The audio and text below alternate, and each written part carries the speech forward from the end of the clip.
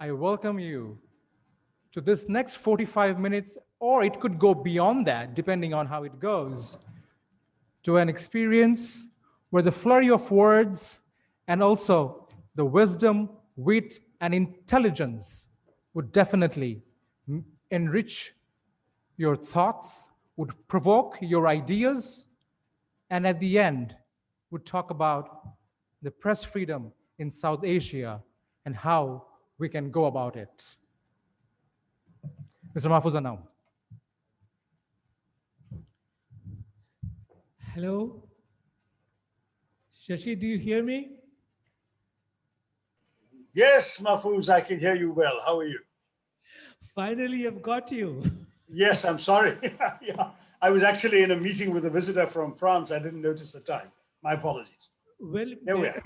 it is absolutely a magnificent occasion for us in the Daily Star to have a person of your stature, your eminence, your abilities, your fame to be with us on our 30th anniversary, which And also congratulations on your 30th anniversary, first of all. well, Wonderful landmark. you remember you visited us in 1992 or early 93. It was such a moment. Yes, I do remember. Yeah. Yes. So, dear viewers, you all know Mr. Shashi Tharoor. I really wouldn't want to waste any time by introduction, but he's one of the most eminent writers from our region. He's globally revered, respected.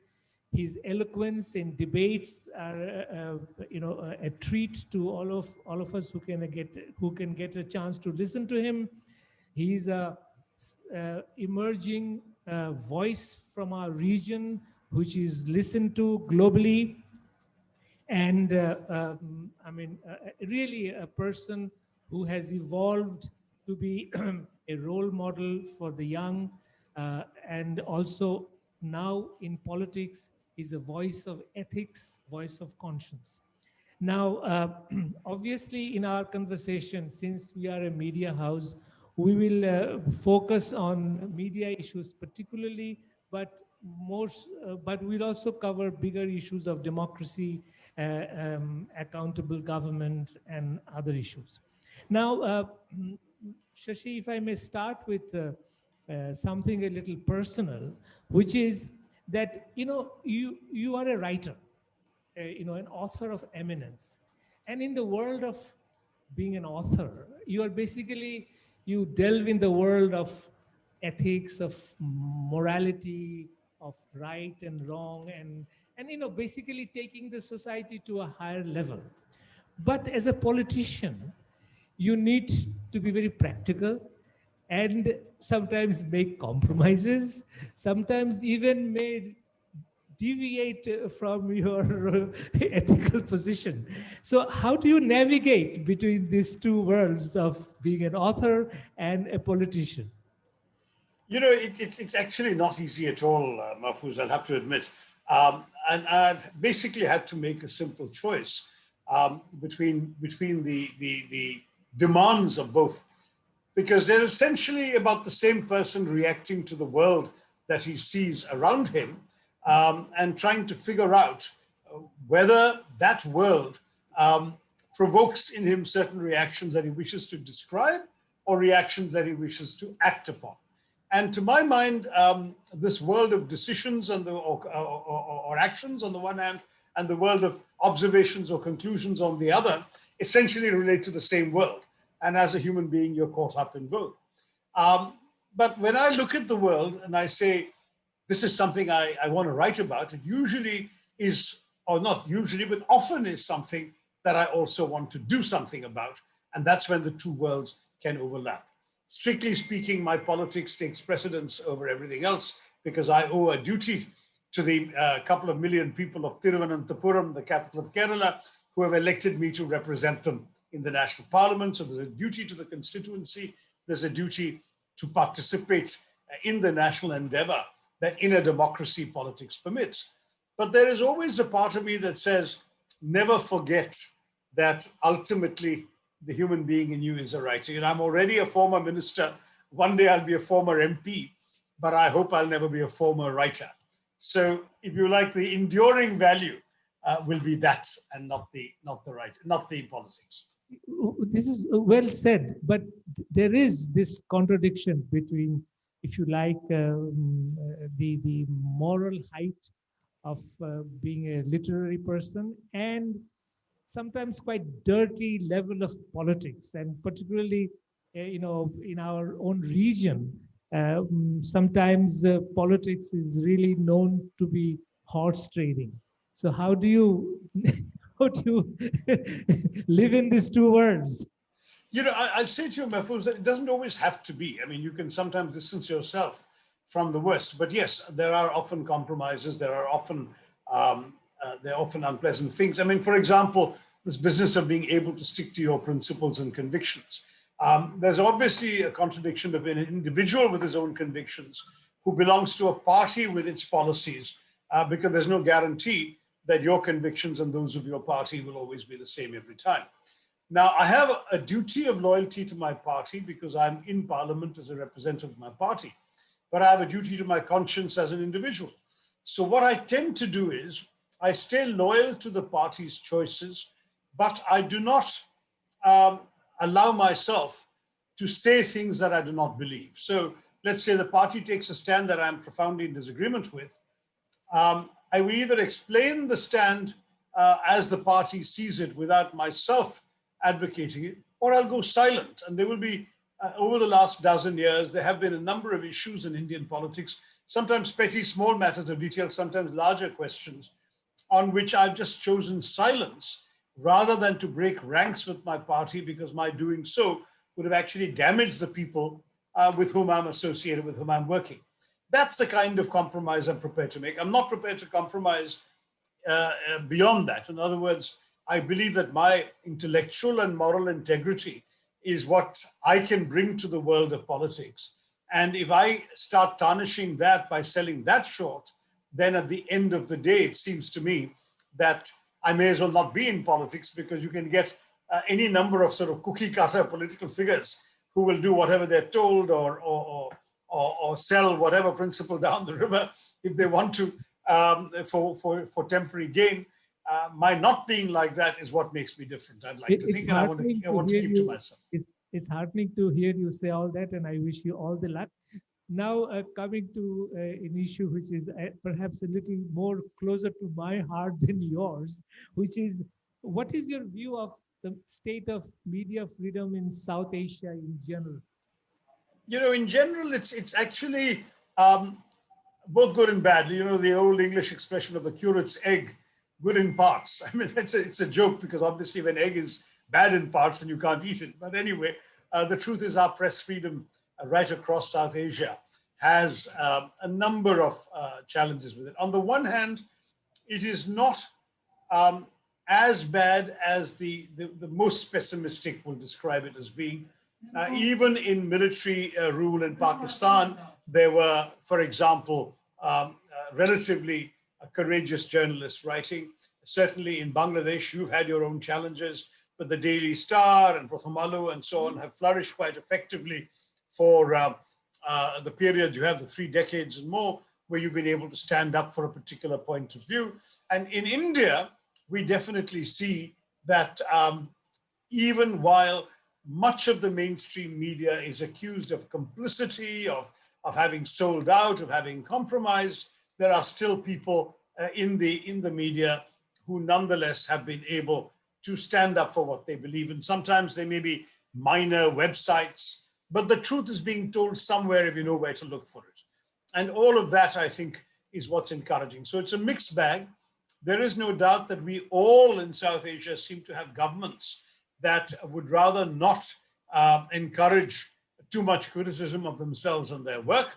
And it's also equally true that there are enough journalists who believe in their mission and their duty to society, who stand up and have the courage to be counted. And we've got examples in every South Asian country of that kind of fearless, independent journalism that I would not want to. Is it impossible to imagine that democratically elected governments will have a more sympathetic, or if not sympathetic, at least more tolerant view towards the media? I mean, why does it always have to be so antagonistic? Why does it always have to be either me or nothing?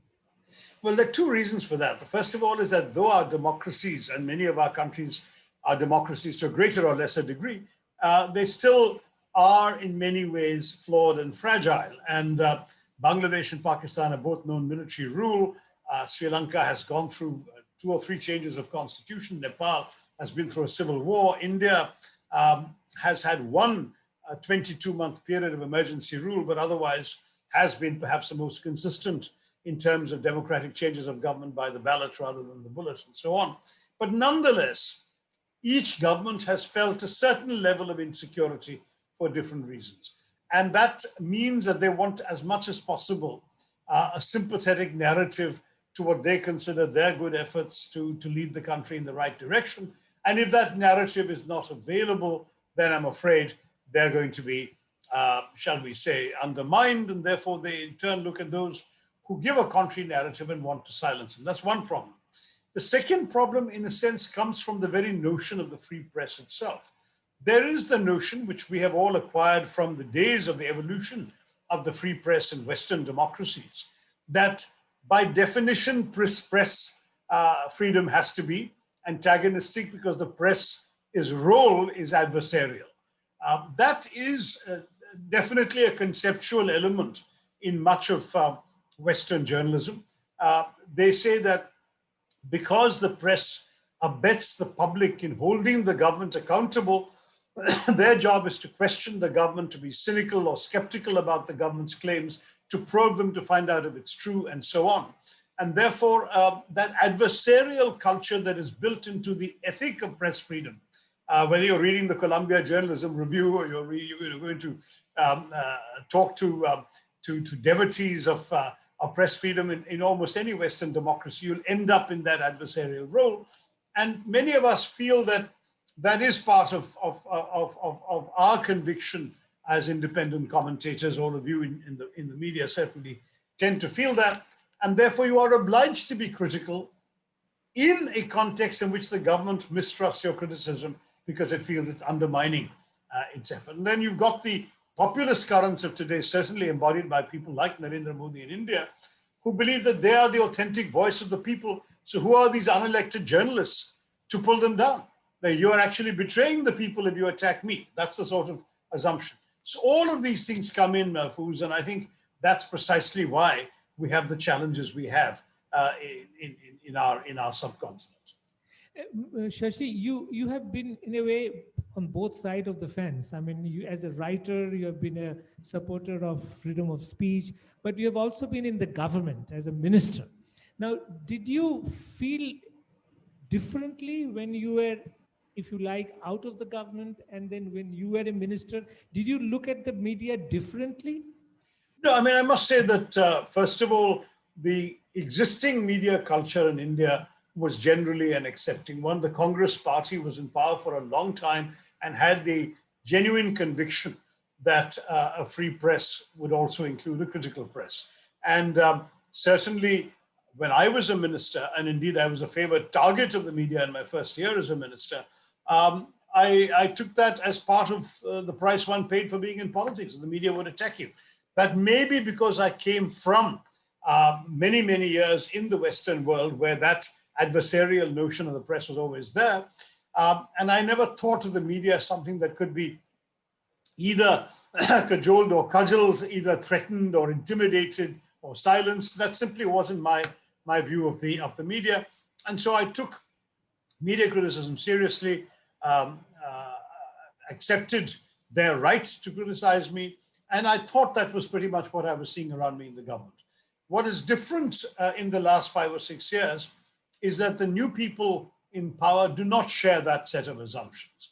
They really have this, you're either with us or against us kind of attitude.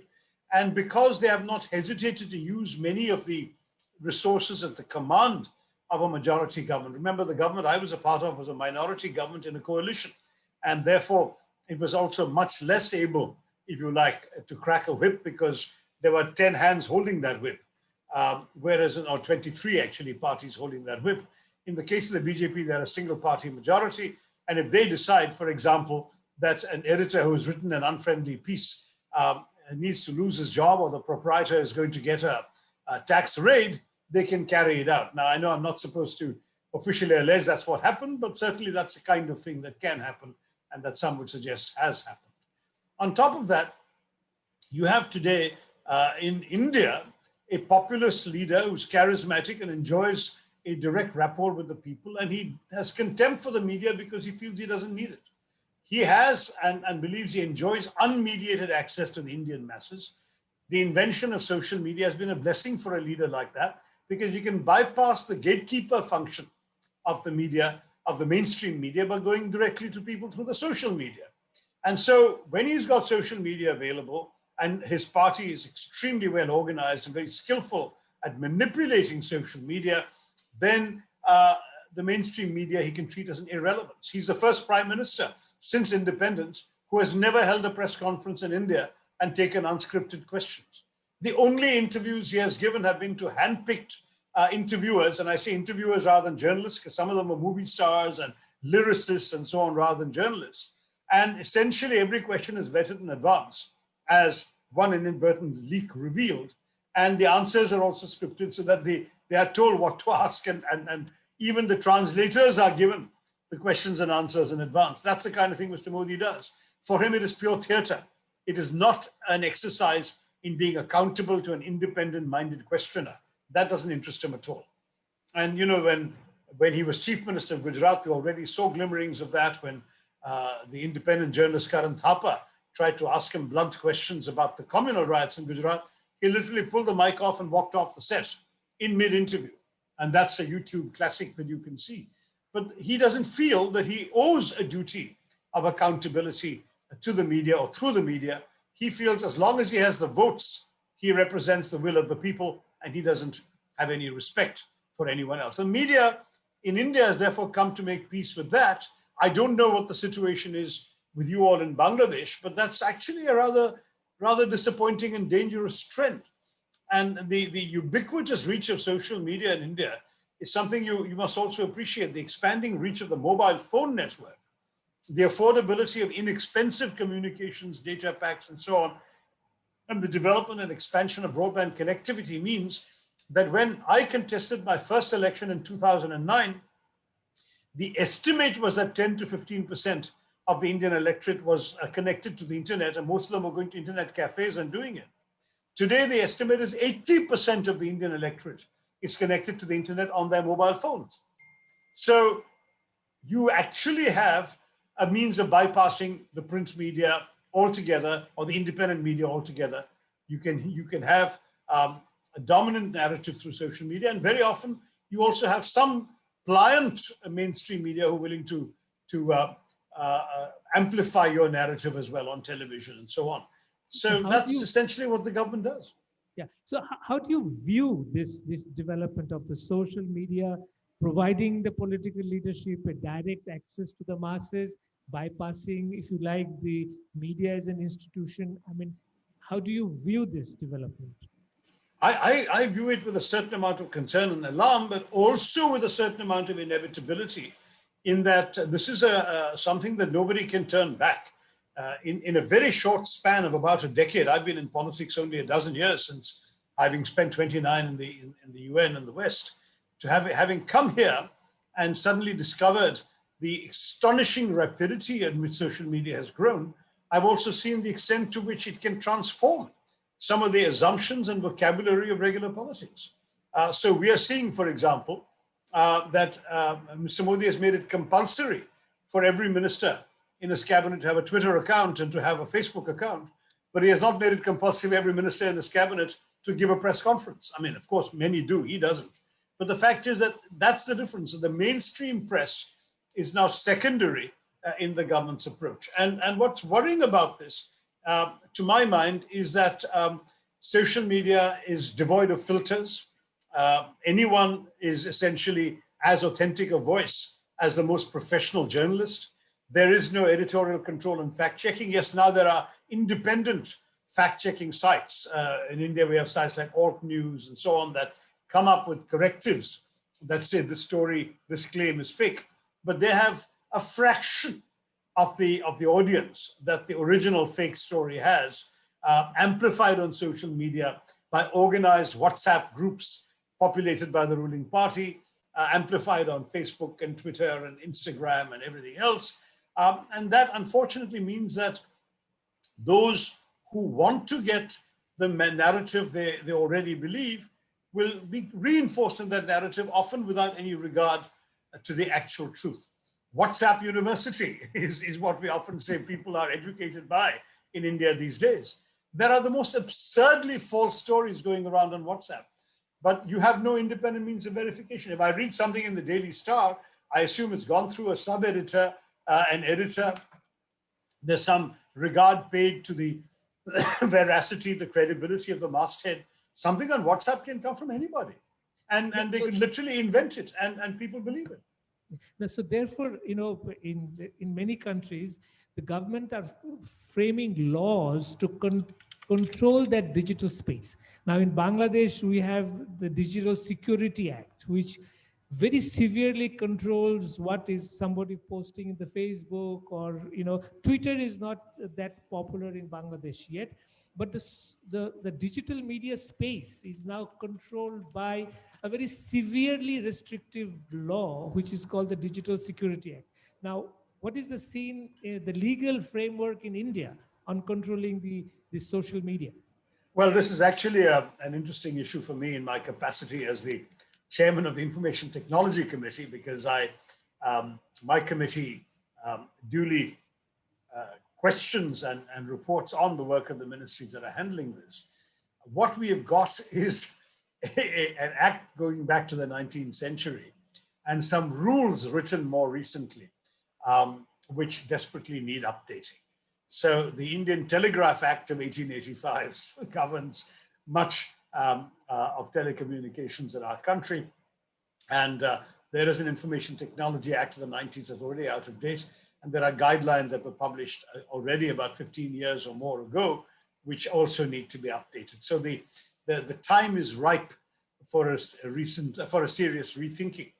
The anxiety that many people have is, will that rethinking take place if it's taking place under a government that is not terribly committed to press freedom? That's something that worries many people. And I must say that as far as our country India is concerned, we have a fairly advanced and sophisticated technological space. There's an awful lot of Indians who are very comfortable with modern technology, modern ways of communication. There are already many Indians in Silicon Valley and so on who have been exposed to the cutting edge and who will come back and work with you and with technology companies to advance new versions. And the government too will struggle to keep control of all of that. But some things are happening. There's already been a backlash against Twitter's refusal to shut down certain accounts that issued tweets that the government deemed unacceptable. And the government demanded that Twitter shut them down.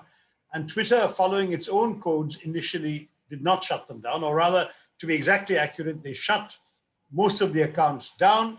And then within 24 hours, they lifted the restrictions on those accounts, saying that having reviewed them, the Twitter company felt that it was in keeping with India's own laws about freedom of expression. Whereupon the government said, who are you to decide what India's laws permit? We are telling you to shut those accounts. If you don't, you will be punished under the law and be sent to jail and so on. And so the Twitter finally ended up shutting down these accounts again.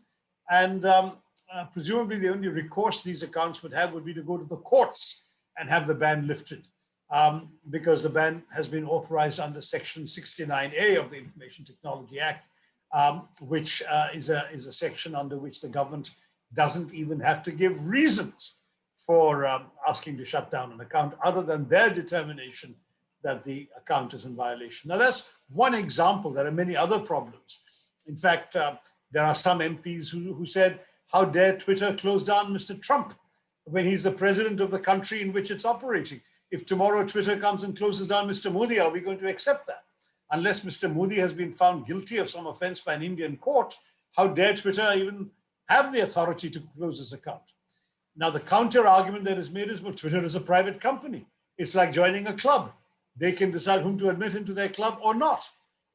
But then the question comes up, if the club is doing something that's in a public space, and that space is open to all, then do they not have certain social and political responsibilities in that public space? These are questions that are being debated and answered even as we speak around the world, not only in South Asia, not only in India. But these are very challenging questions to which there's no clear answer. During the American elections, there was a huge controversy involving Facebook. Because Facebook, I'm sorry, Mahfouz. The problem is it's good to be debated and answer, but in some instances, the answer has already been adopted without the debate. Without the debate. Let me sort of broaden this issue of freedom of expression. You know, modern democratic governments were structured on this fundamental principle of checks and balance. So if you know, in a democratic government, the structure is that the executive has certain powers, the judiciary has their own powers, and then the legislative branch has their own power, and they work in checks and balance of each other. Now, it is my perception that in this balance of power, in the recent times, the power of the executive has expanded enormously. It varies from constitution to constitution, but basically the executive in many countries now dominate the judiciary through the appointment process. It dominates the legislative because the majority party forms the government and the majority party has the majority in the parliament. So in a mixture of all that, that fine balance and the concept of checks and balance has now diminished greatly, and it has now posed a threat to democratic environment of governance. What's your view? Yeah, I mean, I don't disagree with that. And yes, I can only counter by saying it need not be. In other words, that as long as there are enough Democrats in the political space in our countries and in the media space in our countries who are willing to stand up for press freedom, it need not essentially end up that way. But, you know, we are caught up in a very dangerous climate in our politics where very much, for example, ideas of nationalism have come in, which essentially say that you really have to give the elected majority government considerable latitude in what it does, and that you're challenging them as somehow anti-national. That's explicitly argued in India. And it makes it very difficult, because when you're saying that I'm just doing my job as a journalist by pointing out that so-and-so or such and such point that the government claims is not accurate, and the government wants to put me in jail for it, I should have the right to say it. The government says, no, I have the right because the people have voted for me. Who are you? And this is ultimately a very big problem, which is citing democracy to undermine democratic practice. We have had a long tradition of an independent and uncowed media in India, and yet that's turned out to be a media that is very easily intimidated. There have been a number of examples of this in recent years. One example that's often mentioned is how certain stories critical of the government or of people associated with the ruling party or related to members of the ruling party have disappeared overnight from the websites of supposedly respectable independent media outlets, because the consequences of leaving those articles up there were deemed not worth bearing by the websites concerned. Many of our media houses, again, I don't know if that's true in Bangladesh, but in India, many of our media houses are owned by people with other business interests. And it's very easy for the media to subserve those business interests, and equally for those business interest vulnerabilities to be used to muzzle the media. If you see what I'm saying. So I don't want to be too crude in spelling out the details, but it's very easy to pick up the phone and threaten an owner if an editor gets out of line, because the owner has other businesses also at stake. So in the midst of all that, where is democracy going? I mean, you have the rise of powerful governments led by very popular and populist leaders, and also their power greatly enhanced by the surveillance capacity that the recent technologies are giving them. So they have the resources of the state with them. They control the budget. They raise the revenue. They have the money. They have the populism, and now they have the surveillance ability. So with all this, where is democracy going? In a bad direction. And in fact, I'm glad you mentioned surveillance, because the last year or so of COVID has actually increased surveillance, since more and more things had to be done online.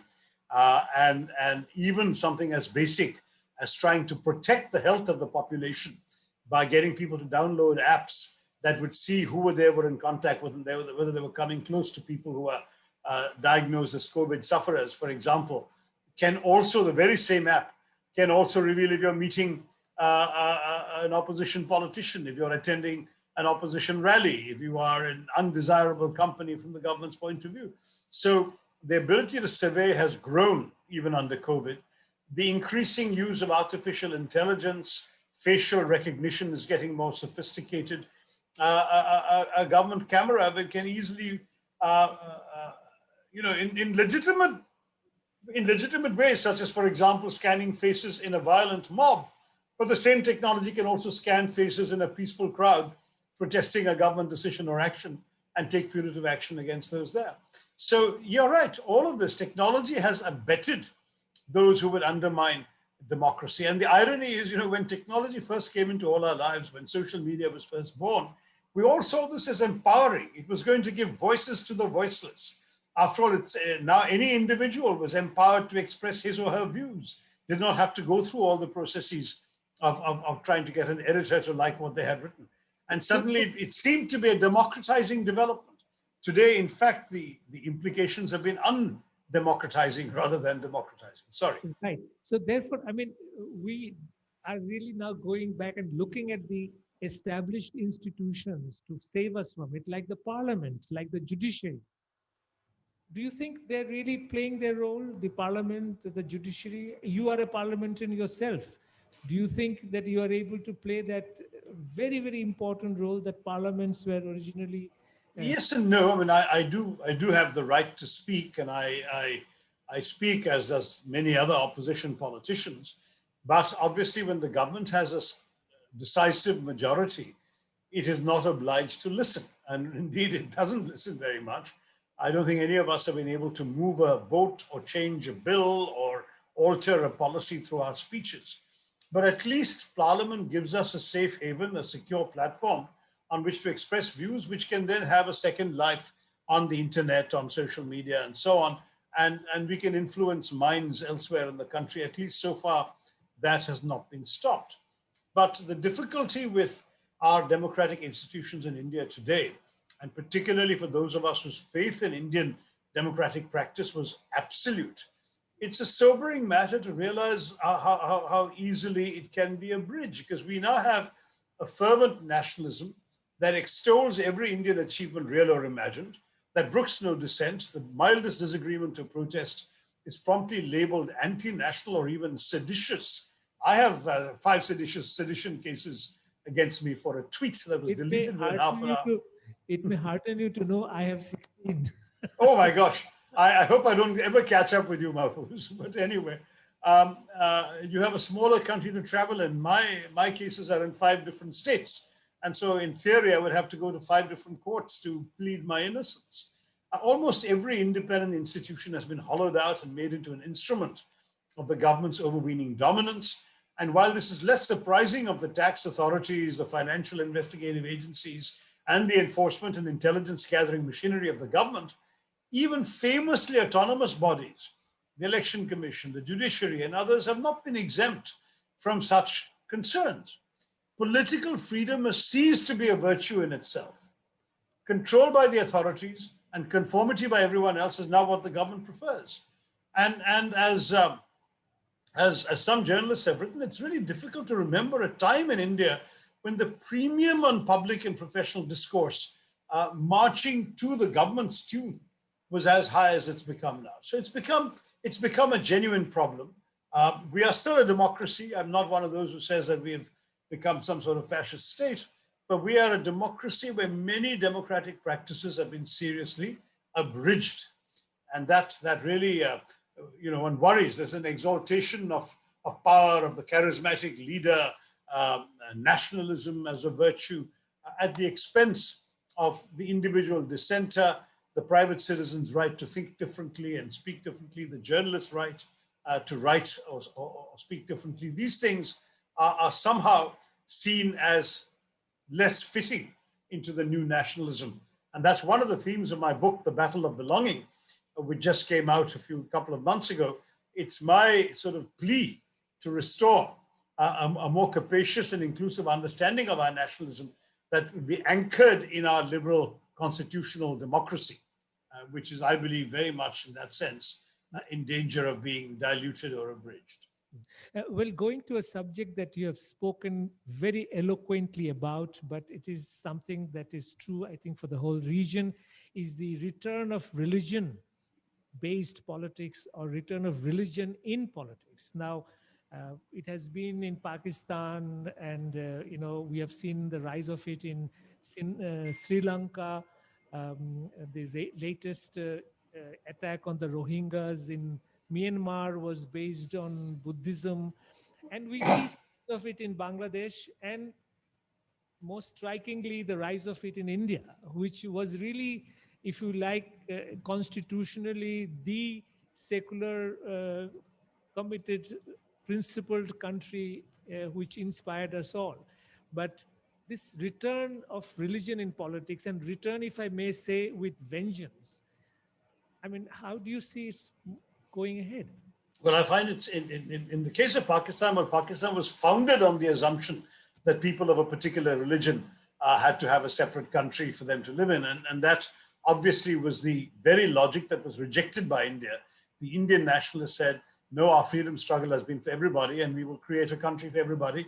And the Constitution of India reflects that. So in the Indian context, it didn't matter what your religion, your language, your caste, your region, your ethnicity was. As long as you were Indian, you had all the same equal rights under the Constitution.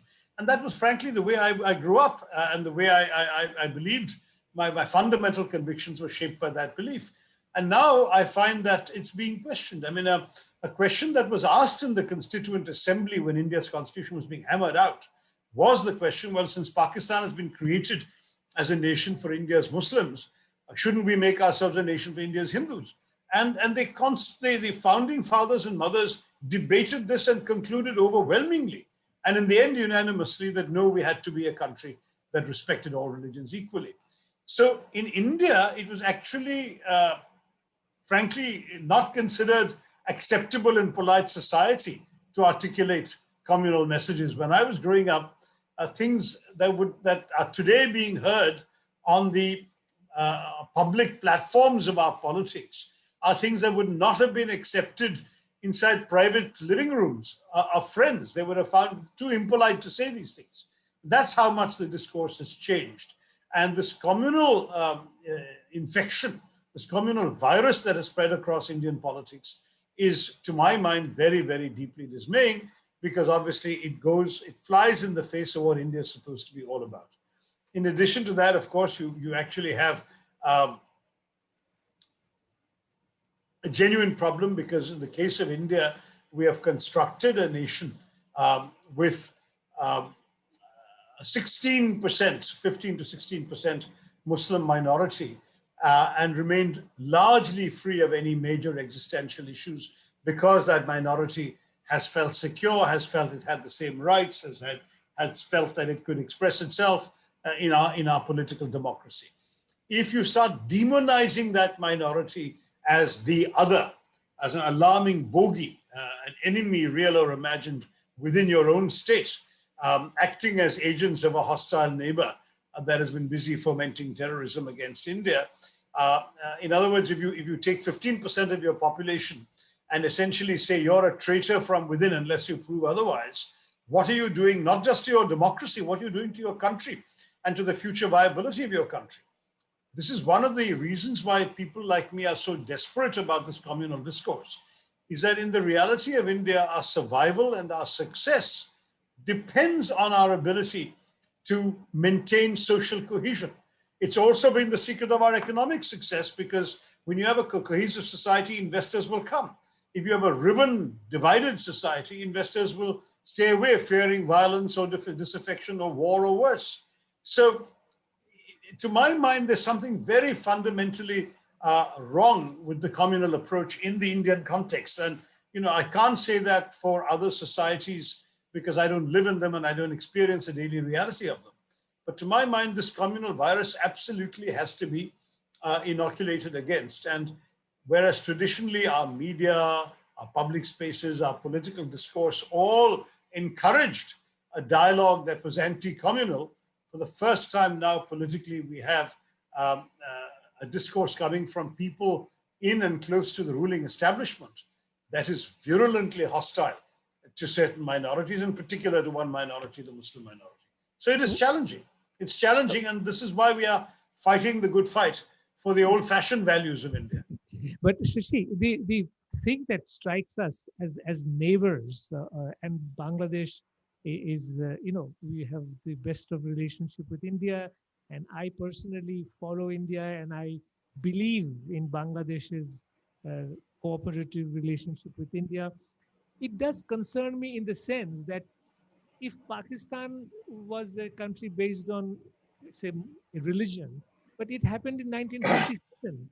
So why in 2021, when the world has advanced, modernization, and we have had so much experience of collaboration and multi-ethnic society, multi-religious society, why on earth does religion get revived in this stage in Indian society? It's a very, very good question. I mean, I think I've tried to give answers in my recent book, but I mean, if I were to try and summarize it very simply, there's certainly this backlash against the dominance of a certain kind of narrative before, which unfortunately has been rejected at the polls, or at least by 37% of the electorate, which was enough in our system to give the BJP an overwhelming majority. So one can say it's been rejected.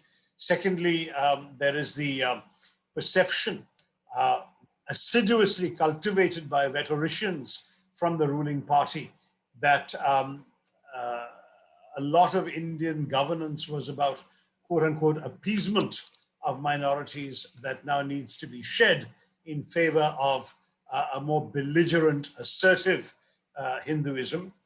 Third, there is the fact that the people who are the vehicles of that belief are also very intolerant of dissent and have been demonizing disagreement with them as anti-national, if not treasonous. Critics are routinely urged by government ministers to go to Pakistan. The mere choice of destination itself is supposed to point to the traitorousness of their opposition. So all of this has compounded the situation. And unfortunately, in our country, electoral politics has not helped, because the opportunity to win seats by polarizing votes on communal lines, which in the past was the opposite approach from what the victorious parties took. You actually tried to construct coalitions of different minorities or caste groups or religious groups in order to win. Today's successful tactic by the ruling party is not to construct a coalition, but to actually polarize opinion by reducing others to hate figures in order to consolidate the support of the majority community.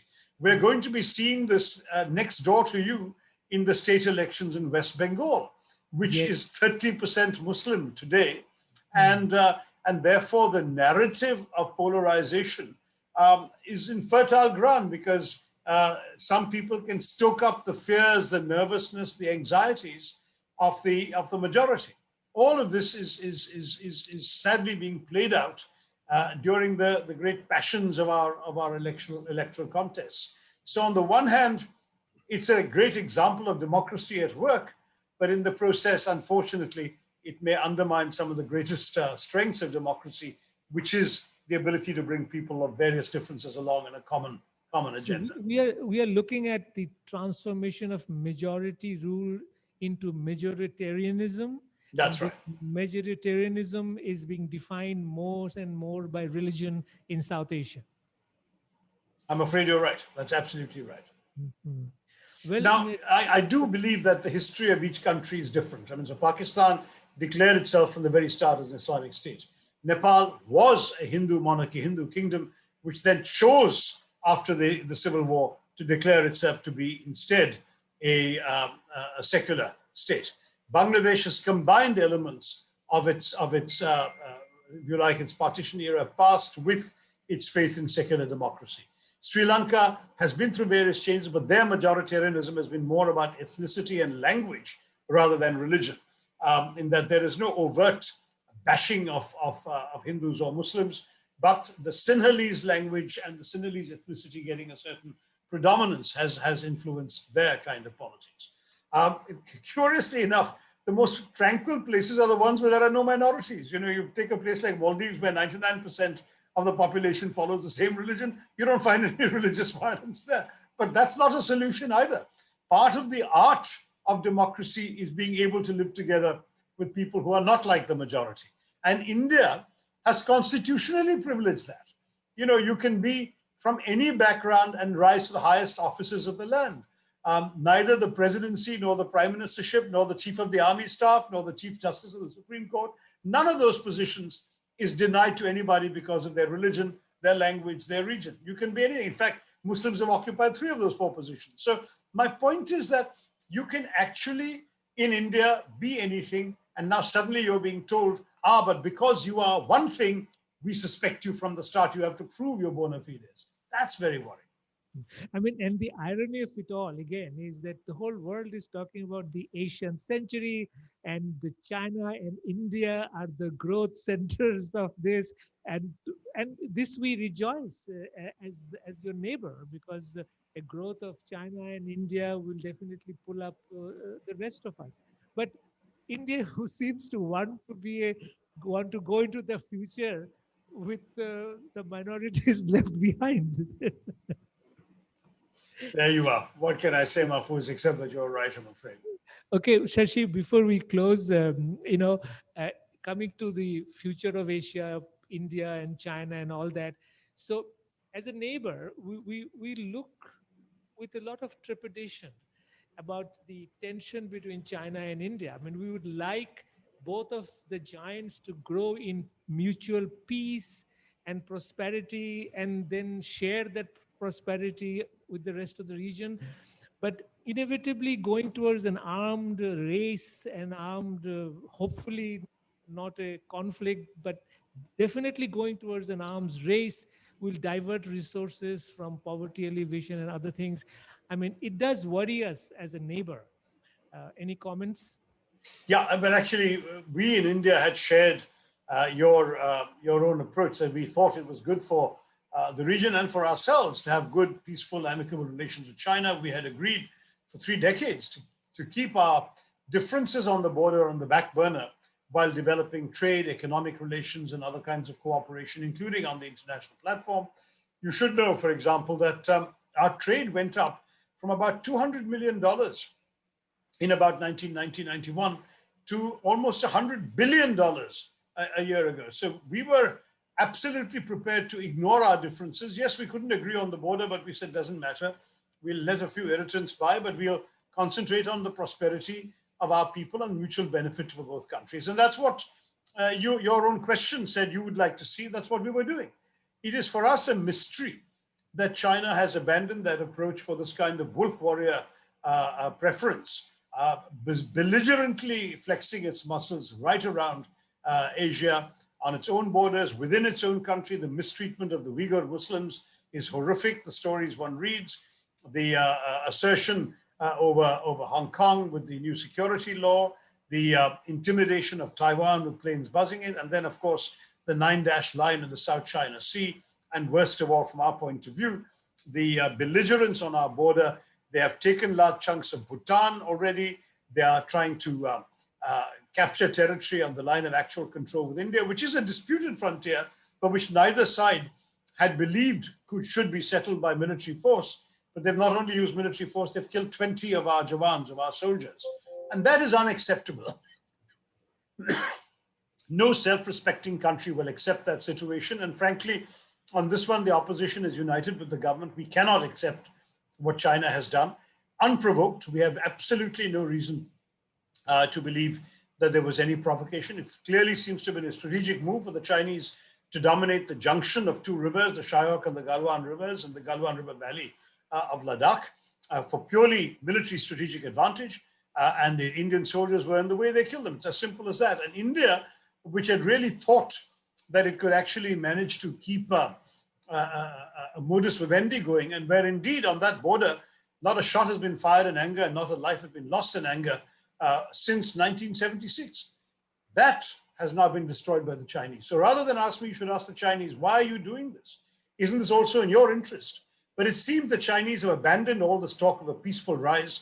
Now they want a muscular rise. They've decided to sort of bare their fangs, as it were, and the rest of us be warned. So I'm sorry to say that I have gone from being the sort of UN peacenik to being a very worried Indian when it comes to dealing with China. Mhm. Well, Shashi, a very specific question related to a very specific issue that affects Bangladesh is the Rohingya, refugees in Bangladesh. Now, India has also very good relationship with Myanmar, but of course, we think that our relationship is closer and more important. And in this, honestly speaking, we found India hedging its bet a bit too much, trying to be on both sides of the fence, which in some respect disappointed us in Bangladesh. It disappointed me in the opposition too, and I said so. You There is, unfortunately, to be very blunt, a certain bigotry at play here, in that those who've been articulating the policy on the Rohingyas for the government or in the ruling party have unfortunately communalized the issue as well. The Rohingyas, as you know, are Muslim. The Burmese governors, the Burmese government is largely Buddhist. The Burmese government, especially in the days when the problem erupted anew, was a combination of both revered civilians like Aung San Suu Kyi, who had a good reputation in India, seen as pro-Indian, and generals with whom India had managed to come to an accommodation in the course of the previous couple of decades. So they didn't want to antagonize the Burmese, and they didn't want in any way to undermine India's relationship with Burma. Don't forget, Burma has natural gas, has jewels, has trade relations, and even more, Burma has the capacity to be a nuisance to India, as they once were when they were fomenting insurrection in our northeast by giving refuge to insurgent groups and giving them arms and channeling Chinese money to them and so on. I'm talking about the 60s, but they did do that once, and we didn't want to have that happen again. So there was a hard-headed decision taken. Why do we want to show so much sympathy for Muslim refugees and jeopardize a relationship with these people who could do us damage and whom we need? Now, that kind of calculation is excessively cynical. Still, India, in its normal way, offered refuge to the Rohingya, but they've been harassed quite a bit. And I'm sorry to say that the government has even returned some Rohingya to the tender mercies of Burma, which I find quite unacceptable. I've spoken out against this in Parliament and outside it. Well, as a parliamentarian, as an MP, I would request you to keep a particular watch on this issue Yes. of Rohingyas and do whatever you can. Finally, we would like to close with a question coming back to the media. So how does media speak to the power? If power defines what is the truth, if it controls the flow of information, it is in a position to term what is a fake news, what is That's what is acceptable news. So how does the media speak to the power? So we see this in India all the time, where criticism in the media is deemed as being issued by people who are out of touch with the real wishes of the public. The press is dismissed as hopelessly biased and sold out to the so-called not secularists, but secularists. That's their favorite term of abuse. News is dismissed as paid or fake and dispensed by prostitutes, another word invented by a BJP minister, who said that the press prostitutes, essentially. You can pay. Now that contempt, which I'm afraid is real and strongly held by the government, that contempt is used, I'm afraid, very often to undermine and demean and dismiss the press. Now, in that atmosphere, how do you speak truth? I think you basically have to have the courage of your convictions. It helps if you are willing to run the risks that come with it. So some of the most courageous journalism in India today is being done by digital websites that practically own no property, have no printing press, employ very few full-time staff and use a lot of freelancers, and essentially are often financed by foundations or non-profits or by subscriptions. And they are the ones who are actually the most courageous because they have many fewer vulnerabilities than a mainstream media which has invested millions of rupees and also has, as I said earlier, business interests and other things. So standing up, speaking truth to power, standing up for the courage of your convictions depends entirely on the extent to which you're vulnerable to reprisal. Many of these small independent operations are harassed, have cases filed against them, sedition charges and so on. Very often then, brave, courageous lawyers come forth and represent them without charge because otherwise the legal cases would bankrupt them. All of these issues will show in many ways the courage of a democracy to stand up for its rights. But it's by no means anything to be complacent about. This is a battle that is worth waging, but it is a battle that can be lost. I wish you courage and strength in waging the battle in your own country as we are doing in ours. But ultimately, at the end of the day, we do it, all of us, in the name of the same people that our rulers claim to represent better than we do. And that's something we must not allow ourselves to forget. Well, Shashi, it has been a wonderful, I think, more than 45 minutes. Thank you for your time. We from Bangladesh, we have tremendous regard for you. You are extremely popular here. Every time you have visited us, you have been mobbed by your fans. Your books are, read widely here. So this was a delightful evening. Thank you for your time. And please stay well, stay out of jail. Thank you, Mahfouz, you too. I look back very fondly to our first meeting way back in 1972 or 73 when we debated for our respective universities Yes. Against each other in Delhi. And half a century later, I'm glad you're going strong. My congratulations to the Daily Star for its 30 years of distinguished, courageous, and independent journalism. Long may it continue. Thank you and best wishes. Stay well, stay safe. Thank you. All the best. Bye-bye. Bye.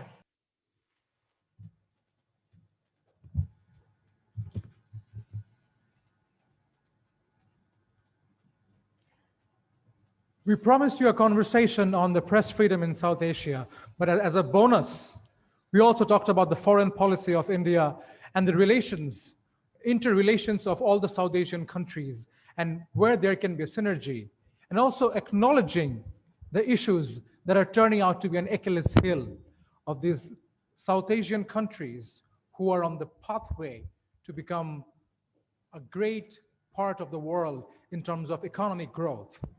It was certainly a captivating conversation that looked into democracy from different perspectives. And as I have gathered from this an hour-long discussion, the democracy is evolving, especially with the advent of social media. It's bringing forth the questions about who controls what and to what extent somebody can exert a control beyond boundaries. And for that, no one should lose their hope in democracy. It is more of a journey, rather a destination. It is a culture that one needs to nurture throughout the years to maximize the benefit of democracy. I love the conversation, and I'm sure you did that too. Ladies and gentlemen, this marks the first of the several events to celebrate the 30th anniversary of the Daily Star. As the government of Bangladesh successfully started rolling out the vaccination program, we believe we will meet face to face very soon within a couple of months, or maybe within a year or so. But until then, we'd like to thank you for joining this virtual celebration.